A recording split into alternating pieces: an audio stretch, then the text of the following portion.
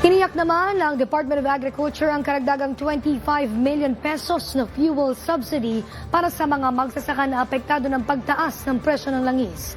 Sa ngayon, aabot na rin sa higit 5,000 mga magsasaka sa ating buong bansa ang nakatanggap ng tig 5,000 pesos fuel subsidy mula sa DA. Nakatutok si Eliza Insigne. Karagdagang 25 million pa ang budget ng Department of Agriculture para sa mga magsasaka sa ilalim ng Special Allotment Release Order o SARO na inilabas ng Department of Budget and Management.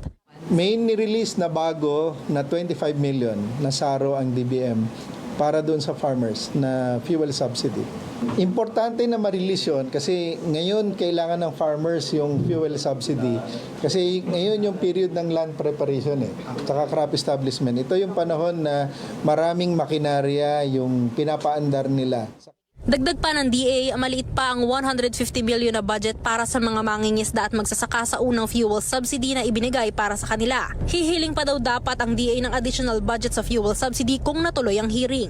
Actually, napakaliit nung 150 million na nauna, 'di ba? Ang nire-request nga namin, sana nga kung nagtuloy-tuloy yung hearing, 'di ba? We are requesting additional 30 billion para dito sa 'di ba yung sa problema sa Middle East.